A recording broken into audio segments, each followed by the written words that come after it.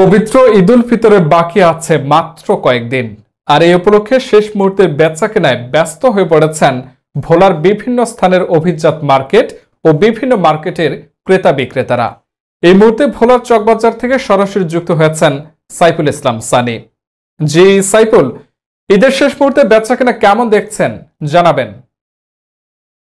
হ্যাঁ জি নাসির, আপনি যেমনটি বলেছিলেন এই মুহূর্তে আমি আছি ভোলার চকবাজার। এই চকবাজারে আসলে ইফতারের পরপরই কিন্তু ক্রেতাদের ভিড় জমে উঠেছে। আমি যদি আপনাদেরকে একটু বিষয় জানিয়ে রাখি, ভোলা সদরে বিশেষ কয়েকটি যেমন তালুকদার ভবন, Zia super market, Nabarun centre সহ বিশেষ কয়েকটি শপিং মল রয়েছেন। এই শপিং মলগুলোতেও কিন্তু ঘুরে দেখা গিয়েছে যে অতিরিক্ত ভিড় রয়েছেন। তবে আমি যদি একটি বিষয় আপনাদেরকে জানিয়ে রাখি, অনেক ক্রেতারা রয়েছেন আমাদের কাছে অভিযোগ দিয়েছেন যে এই বছরে আসলে যে পণ্যগুলো রয়েছে পণ্যগুলোর দাম অনেকটাই বেশি। তবে আমরা এই বিষয়ে দোকানদারদেরকে প্রশ্ন করেছি, দোকানদারকে আমাদেরকে জানিয়েছেন যে আসলে যারা যেখান থেকে পাইকারি কিনে নিয়ে আসে সেখানে কিন্তু অতিরিক্ত দাম থাকার কারণে কিন্তু এই তারা বাড়তি দামে বিক্রি করতে হচ্ছে, এমনটাই আমাদেরকে জানিয়েছেন। তবে আমি যদি আরেকটু বিষয় আপনাদেরকে জানিয়ে রাখি, ভোলা সদর উপজেলার যে চক বাজারটি রয়েছেন এই চক বাজারে এসে দেখতে পেরেছি যে আসলে তরুণ প্রজন্মের যেই পোশাকগুলো রয়েছেন এই পোশাকগুলো বেশি বিক্রি হচ্ছে, আমরা এমনটাই দেখতে পেরেছি। আরেকটু বিষয় যদি আপনাদেরকে জানিয়ে রাখি, ঈদুল ফিতরে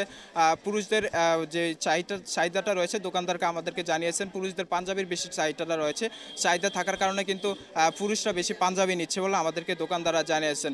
তবে এই চক বাজারের বিশেষ কয়েকটি জায়গায় দেখা যাচ্ছে যে ফুটপাতেও বেচা কিনা হচ্ছে। এই ফুটপাতেও কিন্তু ক্রেতাদের চাহিদা বেড়ে উঠেছে। তবে এই ফুটপাতের চাহিদা থাকার পরপরই কিন্তু তারা বিভিন্ন শপিং মলে গিয়েও কিন্তু এই কেনাকাটা করছে। তো নাছির, এ ছিল ভোলা থেকে সর্বশেষ পরিস্থিতি।